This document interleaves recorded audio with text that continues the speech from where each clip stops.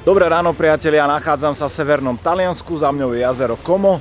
No ako už isto tušíte, toto je akcia Concorso d'Eleganza Villa d'Este. Veľmi komplikovaný názov, ale veľmi zjednodušene sa jedná o top svetovú akciu, ak sa bavíme o klasických autách. Ale nielen klasických, pretože ako vám za chvíľku ukážem, tých aut je tu podstatne viac. Tento program vám prináša Bacolor, profíci na lakovanie klasických aut, veteránov a motoriek. Konečne sú tu poriadne okuliare pre vodičov pre tvoju vyššiu bezpečnosť a komfort za volantom. Polarizačné okuliare, ktoré blokujú odlesky od vozovky a protiidúcich aut. Kúp ich teraz za akciovú cenu na polarizačné.sk/volant. Ako si možno pamätáte, presne pred 2 rokmi som bol na tomto istom mieste, ale to počasie bolo podstatne iné. Teraz je zamračené, prší, je asi polovičná teplota, tak ako pred 2 rokmi. No ale to nevadí, pretože ten počet aut a hlavne tá skladba aut nám to určite vynahradí.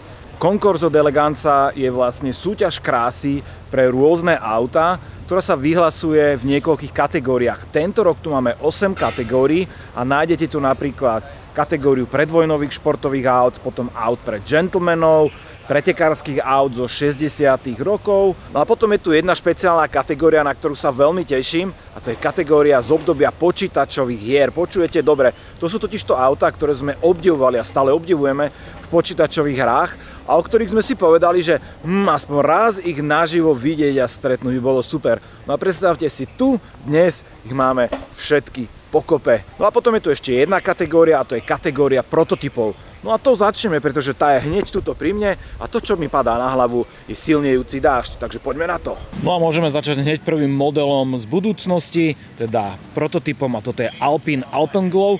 No a hneď na prvé pozretie mi to tak trošku pripomína českú Pragu, nemyslíte? No a pokročíme ďalším prototypom a toto je samozrejme Alfa Romeo so značením 33, teda odkaz na slávnu minulosť, v tomto prípade 33 Stradale.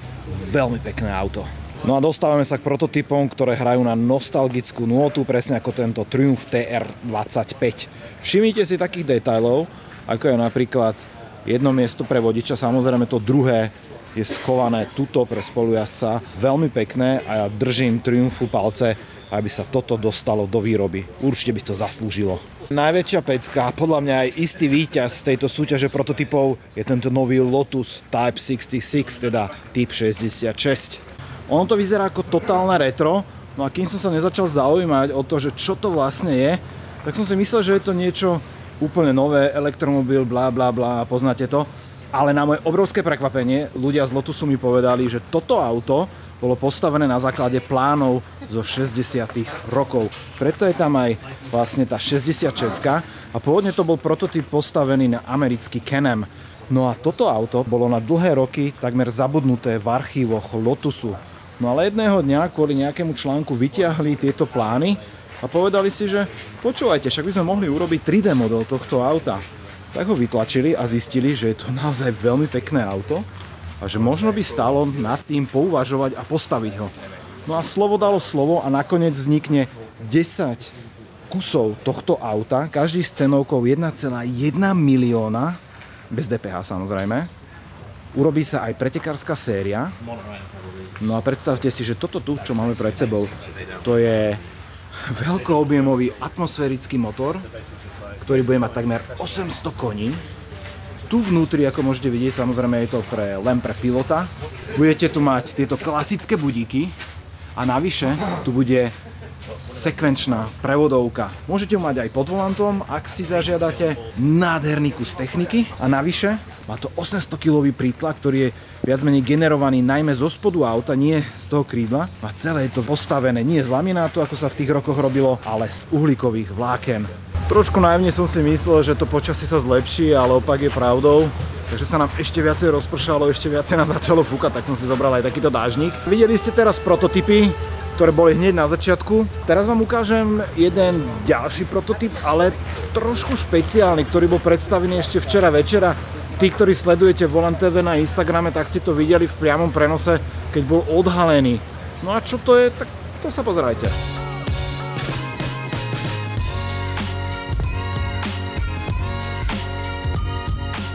Toto tu, čo páni poctivo utierajú, tak to je nový BMW Art Car. Ak vám nie je známy pojem artcar, tak vedzte, že každých pár rokov BMW zoberie svoje auto a dá ho pomalovať nejakému známemu umelcovi. V minulosti to bol napríklad Andy Warhol. No ale v tomto prípade je to o to špeciálnejšie, že už o pár dní sa zúčastní 24-hodinovky Le Mans a podľa vyjadrenia BMW má pred sebou len jediné preteky a následne poputuje priamo do firemného múzea. Ale na rozdiel od minulosti, keď napríklad Andy Warhol priamo maloval na karosériu, tak toto je len fólia, ale opäť originálna, ktorú daná umelkyňa pripravila špeciálne pre toto auto. No a dostali sme sa sem na tento malý plác, kde sú najmä predvojnové športové autá, ale tuto za mňou vidíte aj 50. 60. roky. No, keď prší, nie je to med lízať, najmä pre tých majiteľov, ktorí leštili tie autá, ktorých nikdy možno na dážď ani nevyťahovali a teraz tu musia stať. Ale na druhú stranu zase, keď tak steká voda po tých ošetrených karosériách, po tých znakoch, tiež to nevyzerá úplne zle.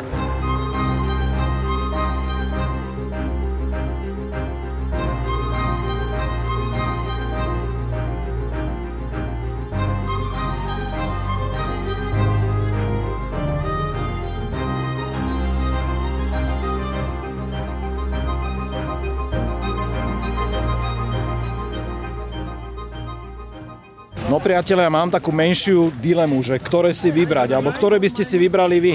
Lamborghini Countach, ktorý bol vyrobený pri príležitosti 25.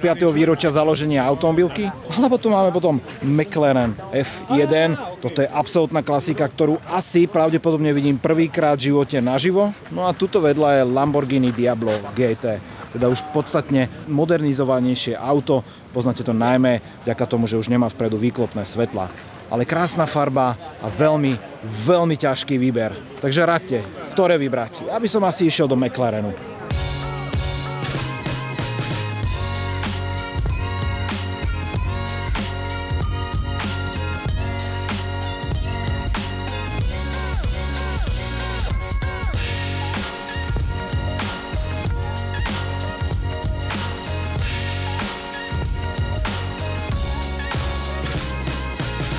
Každé z týchto aut, ktoré sú tu vystavené dnes, je úplne jedno, ktoré má svoj príbeh. No a začneme napríklad pri McLaren F1, pretože do dnešného dňa je to najrýchlejšie auto na svete s atmosférickým spaľovacím motorom. Konkrétna hodnota je 384 km za hodinu. A to prosím pekne ešte začiatkom 90. rokov. Nezodpadávame z tohto auta, ale čo to muselo byť vtedy? No a toto konkrétne patrí japonskému zberateľovi a všimnite si jeden taký detail, to dvojtonové sfarbenie. On si dal nafarbiť toto auto presne podľa farieb svojho obľúbeného Mercedesu SL, akože ako je toto šialené. Vidíte, táto farebná schéma ide ďalej. No a najlepšie na tom je, že tento majiteľ sponzoroval tým, ktorý práve v 90. rokoch vyhral Le Mans a to auto, závodné auto, má tiež sfarbenie ako toto teda dvojtónové. A ešte jeden taký detail, ten profil pneumatiky, ktorý tu je, to je, že 315, 45, 17. Keď si pozriete napríklad toto Lambo, to je, že 335, 30, 18. No a je tu vec, ktorú už samozrejme ovládate a to, že čo má spoločný tento McLaren z BMW, no predsa 12-valcový motor, ktorý je tuto v strede, ktorý len veľmi ťažko uvidíme, ale skúsim cez tú škulinku vám ho ukázať. A je tam, vidíte ho. Výpočet legend z tohto počítačového veku, ak to môžeme tak nazvať, nekončí pri Lambe a McLarene, pretože toto tu pred nami je Porsche 959. Som rád, že toto auto sa dochovalo do dnešných dní až v takom počte, aj keď vyrobených bolo len veľmi, veľmi málo. Predávala sa vo svojej dobe okolo 400 000 mariek západonemeckých, čo boli obrovské peniaze a napriek tomu údajne Porsche prerábalo na každom jednom kuse a 959 takmer dovedla túto automobilku do krachu. No ale vedľa stojí úplne iná legenda. Je to z roku 87 Porsche 911 v úprave Roof.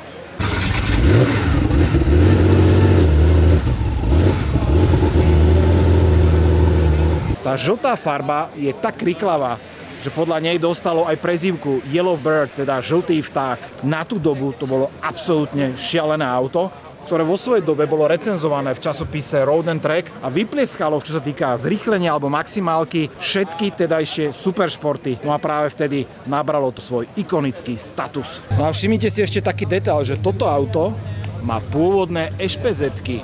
Teda toto je ten autentický kúsok, ktorý poznáte zo všetkých hier, časopisov, videí. No a viete prečo? Pretože do dnešného dňa patrí samotnému zakladateľovi spoločnosti RUF, Alojsovi Rufovi. No a pomaličky sa nám počasie vylepšuje, vďaka Bohu. Tu za mňou sú ešte predvojnové špeciály pretekárske, ktoré pomaličky prechádzajú do tých povojnových. No a tam vzadu je niekoľko veľmi zaujímavých aut, ktoré sa viažú aj na našu československú históriu, ktorú vám chcem ukázať.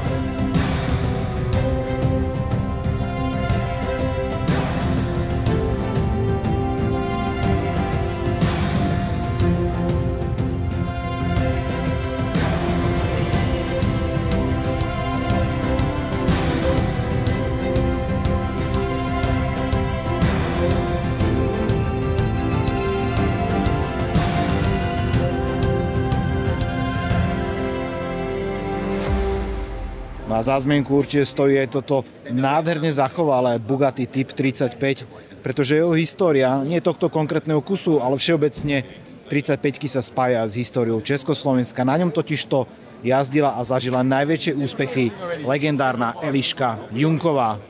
Nádherné auto s 8-valcovým motorom, samozrejme nádherné v kontexte doby, ale je úžasné, že toto je pôvodne zachovalý kus. Nič tam nebolo reštaurované. No a pozrite sa na ten interiér. Dobové prístroje, dobová patina. Úžasné vidieť takéto legendárne pretekárske auto v takomto stave. Alfa Romeo 8C.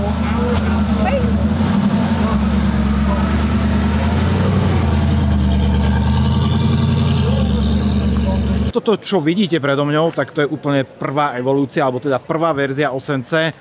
Má tu samozrejme radový 8-valec a na tomto aute jazdil volakedy slávny Tazio Nuvolari. No a samozrejme nemôžem obísť ani túto zelenú klasiku Porsche 911 Carrera RS 27. Trošku dlhý názov, ale pre Porsche toto bol totálny game changer. Veľmi ľahko ju spoznáte najmä vďaka jednej veci, jednému detailu. Má legendárny ducktail, čo je kačací chvost Porsche. Pôvodne plánovalo vyrobiť 500 kusov, ale dopyt bol taký veľký a taký veľký úspech, že nakoniec vyrobilo takmer trojnásobné množstvo. Na tú dobu to bolo neuveriteľne rýchle auto. V zásade to bolo najrýchlejšie v Nemecku vyrábané auto. Pri váhe 960 kg dosahovalo výkon 210 koní. Z 0 na 100 bola otázka 5,8 sekundy a dokázalo ísť až 245 km v hodine. No a ak sa pýtate, že čo je vlastne na tomto spoileri také zaujímavé, na tom ducktaili, tak samotní inžinieri hovorili, že auto pri vysokých rýchlostiach bez neho trpelo liftom, teda dvíhalo zadnú časť a bola tým pádom nestabilná. No a tak sa inžinieri zamysleli a vytvorili presne toto, čo sa neskôr stalo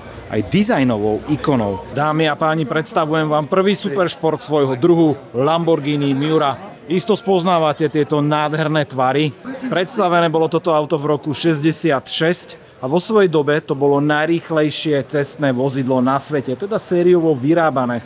Priniesol do praxe ten koncept, o ktorý sa možno už predtým niekto snažil, ale nikdy sa to nepodarilo. To znamená dvojmiestne a motor umiestnený tu vzadu za tými krásnymi žalúziami. Nechce sa mi až veriť, že toto auto je až také staré, pretože ten dizajn je totálne nadčasový, nádherné auto. A ďalšia zaujímavá vec je, aké nízke toto Lambo je, pretože aj keď si ho porovnáte napríklad s dobovými konkurentami, ako je tá 911, tak tá vám príde ako obyčajná sériovka. Toto auto je neuveriteľne nízke.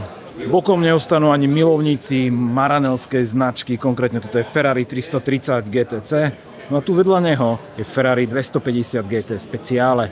Krásna a hlavne netradičná farba na Ferrari. Čo urobí Ferrari, keď dostáva na frak na pretekárskej trati? No predsa postaví ešte lepšie a výkonnejšie auto. Presne ako v tomto prípade Ferrari 335S. Postavilo to práve v dobách, keď začalo mu konkurovať Maserati. No v tomto prípade máme pod prednou kapotou 4-litrový 12-válec o objeme 4 litre a s výkonom takmer 400 koní, 390 presne. A to sa prosím pekne bavíme o roku 57 a 58. A toto tu predo mnou je jeden zo 4 vyrobených kusov vôbec. Otázka je, koľko sa ich zachovalo do dnešných dní. Približne z rovnakého obdobia pochádza aj legendárny Mercedes 300 SL. Toto bolo auto, ktoré posunulo Mercedes obrovským skokom vpred. Napríklad už len preto, že malo pod prednou kapotou 3-litrový radový 6-válec s mechanickým strekovaním. Opäť bavíme sa o začiatku 50. rokov. V tej dobe toto auto dokázalo uháňať rýchlosťou až 260 km za hodinu. Opäť pripomínam začiatok 50. rokov. No SL znamená v prvom rade super light, teda super ľahký. Ak to bereme v absolútnych číslach, tak môžeme o tom polemizovať, ale na danú triedu to bolo naozaj veľmi slušné. Totižto pohotovostná hmotnosť nepresahovala 1500 kg.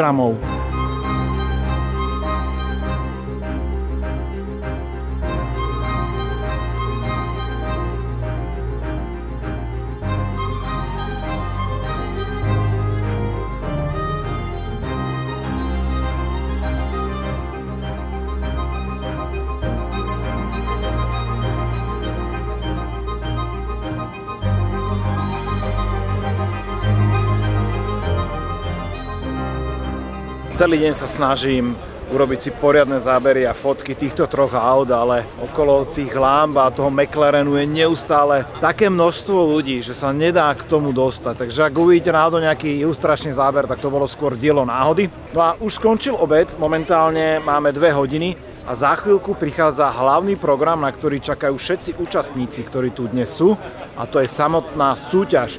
Autá z celého tohto areálu idú pred porotu, ktorá ich hodnotí. No a na konci dňa sa dozvieme víťazov jednotlivých kategórií. Dnes ale akcia samozrejme nekončí, pretože má ešte druhý deň, to je na druhom mieste, kam sa určite pôjdem pozrieť.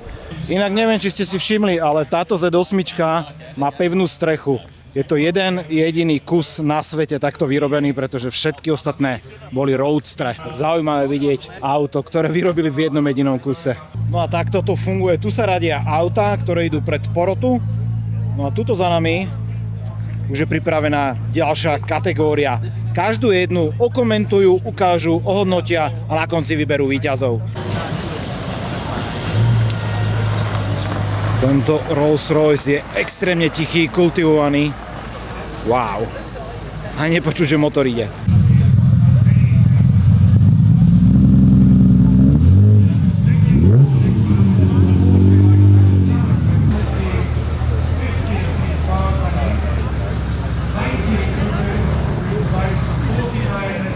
Niektoré autá sa tu tlačia, aby teda nemuseli zbytočne štartovať, ako napríklad tento Mercedes-Benz 600.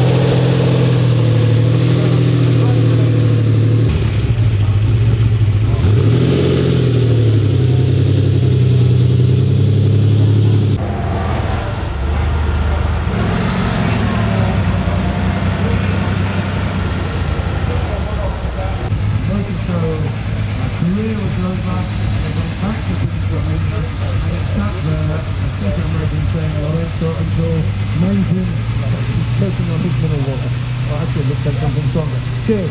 He did the Ferrari Modulo, he did the Fiat 130 Coupe, and he also did the Rolls-Royce Command by wearing white cowling socks.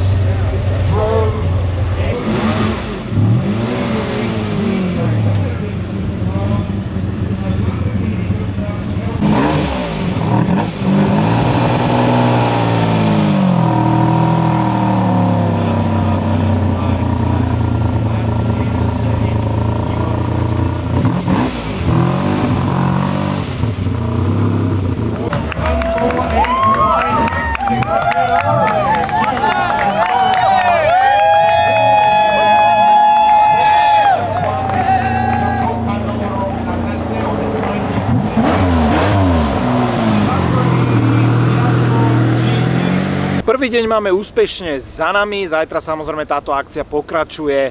No a počas dňa sa teda rozdávalo niekoľko cien a tú poslednú hlavnú vyhral celkom prekvapujúco práve McLaren F1. Samotný moderátor akcie hovoril, že nedúfal nikdy, že sa dožije dňa, keď práve takéto auto získa tú hlavnú cenu, ale treba povedať, že bolo naozaj krásne a navyše, tak ako som spomínal na začiatku, toto nie je len o pekných autách, tu je každé jedno pekné, ale čo je plus, každé jedno z týchto aut má za sebou veľmi zaujímavý príbeh, presne ako tá F1. No a s ňou súvisia taká perlička, pôvodný majiteľ, a to je možno aj investičný tip pre vás, zarobil tie veľké peniaze na toto auto tým, že si otvoril kliniku, v ktorej zväčšoval mužom nie ego, ale inú vec. No a potom vznikali veľmi vtipné situácie, keď sa pretekári cítili veľmi neistí, ak logo tejto kliniky malo svietiť práve na ich autách. Kto vie prečo? Dobre, takže pre dnešný deň končíme, no a my sa vidíme o malú chvíľočku na pokračovaní.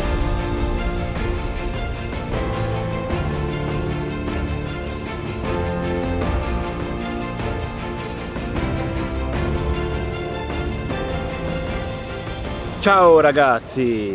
Vítajte pri druhom dni konania tejto veľkolepej akcie. Ako som vám slúbil v predchádzajúcom vstupe, už sa nachádzame na trošku inej pôde v inom areáli. Dnes to už má charakter takej verejnej akcie, pretože už tu má prístup aj verejnosť, ktorá si zakúpi lístky, ale stále je to také, že znesiteľné, ak teda nemáte radi veľa ľudí, ale tie autá, čo tu vidíte, sú úplne iné ako tie, čo sme mohli vidieť včera, pretože už len tuto pri mne vidíte napríklad originál monoposty Formuly 1 Lotus z 81. a z 83. roku. Naozaj exkluzívne veci. Ste takto blízko tých aut, môžete sa aj dotknúť, teda nemali by ste samozrejme, hovorím to obrazne. A tuto za mňou má napríklad výstavu Bugatti a vidíte tam aj EB110, ktorú som naživo ešte nikdy nevidel a máte k nej úplne že prístup. No a ideme skontrolovať, že čo všetko sa tu nachádza, pretože okrem iných vecí tu môžeme vidieť napríklad aj tie spomínané BMW Art Cars. Väčšina z nich je vystavená práve tu.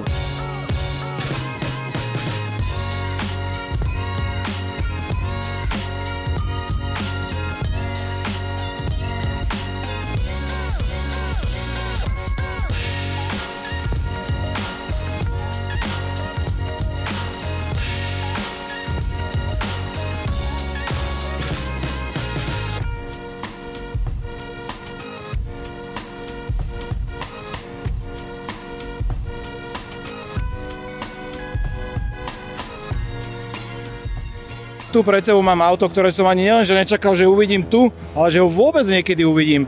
BMW X5 prvej generácie, teda E53 Le Mans. Ak ste o tom nikdy nepočuli, tak sa teraz držte, pretože práve do tohto kusu BMW zaimplementovalo 12-valcový motor zo svojho Le Mans špeciálu a testovalo tu mnoho technológií. Napríklad aj to, že či má zmysel vyrobiť také auto. No ako vieme, nemalo a dnes je toto ojedinelý exemplár. Mimochodom výkon tejto 12-valcovej beštie spriahnutý so 6-stupňovým manuálom bol 700 koní. No a na porovnanie tu máte Le Mans a tu máte asi to najšportovejšie, čo BMW potom v karosérii X5 vyrobilo, teda 4,8 IS. Nespomerne vzácne auto. Ak by som sa vás pýtal, že čo majú tieto tri auta spoločné, vedeli by ste to? No malá nápoveda, vodík. BMW s ním experimentuje už naozaj veľmi dlho a dôkazom je táto 5 zo 79. roku.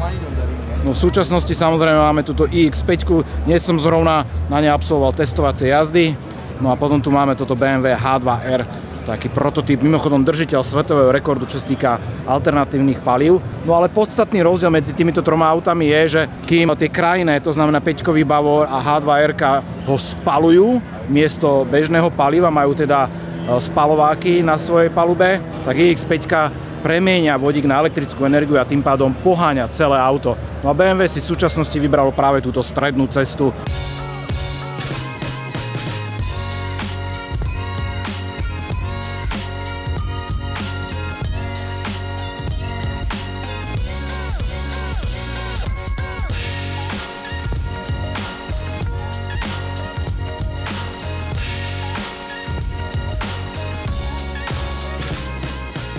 No a týmto sa dostávame na úplný záver. Ja pevne dúfam, že ste si užili to video aspoň tak, ako ja, keď som ho pre vás pripravoval a strihal. Zároveň ďakujem aj spoločnosti BMW Slovensko, vďaka ktorej som mohol navštíviť tohtoročný Concorso d'Eleganza Villa d'Este.